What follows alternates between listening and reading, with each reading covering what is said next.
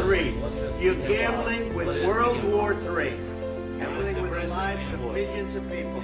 Your position to dictate what we're going to feel. You didn't have our military equipment. If you didn't have our military equipment, this war would have been over in 2 weeks. In 3 days.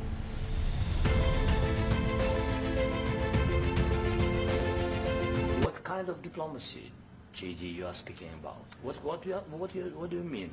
I'm talking about the kind of diplomacy that's going to end the destruction of your country. Yes, but if you Mr. President, with respect, I think it's disrespectful for you to come to the Oval Office and try to litigate this in front of the American media. Right now, you guys are going around and forcing conscripts to the front lines because you have manpower problems. You should be thanking the President for trying to bring an end to this conflict. Have you ever been to Ukraine? Did you say what problems we have?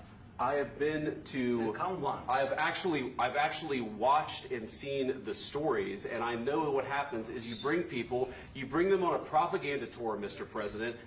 Do you disagree that you've had problems bringing people into your military? And do you think that it's respectful to come to the Oval Office of the United States of America and attack the administration that is trying to prevent the destruction of your country? A lot of questions. Let's start from the beginning. Sure. First of all, during the war, everybody has problems, even you, but you have nice ocean and don't feel now, but you will feel it in the future.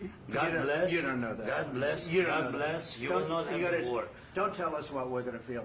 We're trying to solve a problem. Don't tell us what we're going to feel. I'm not telling you. Because you're in no position to dictate that. That's exactly what you're doing. You're in no position to dictate what we're going to feel. We're going to feel very good. You will feel influence. We're going to feel very good and very strong. You will feel influence. You're right now not in a very good position. You've allowed yourself to be in a very bad position, and he happens to be right about it. From the very beginning of the war. You're not in a good position. You don't have the cards right now. With us, you start having cards. Right now, you don't. You're playing cards. You're playing cards. You're gambling with the lives of millions of people. You're gambling with World War III. You're gambling with World War III. And what you're doing is very disrespectful to the country, this country, that's backed you far more than a lot of people said they should have. Have you said thank you once? This entire meeting? No, in this entire meeting, have you said thank you? You went to Pennsylvania and campaigned for the opposition in October. Offer some words of appreciation for the United States of America and the President who's trying to save your country. Please, you think that if you will speak very loudly about the war, you can... He's not speaking loudly. He's not speaking loudly. Your country's in big trouble. Can I answer? Wait a minute. No. You've done a lot of talking.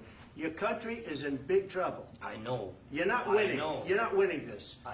You have a damn good chance of coming out okay because of us. Mr. President, we are staying in our country, staying strong from the very beginning of the war. We've been alone, and we are thankful. I said thanks you haven't in been this alone. cabinet. You haven't been alone. In this cabinet. We gave you, through this stupid president, $350 billion.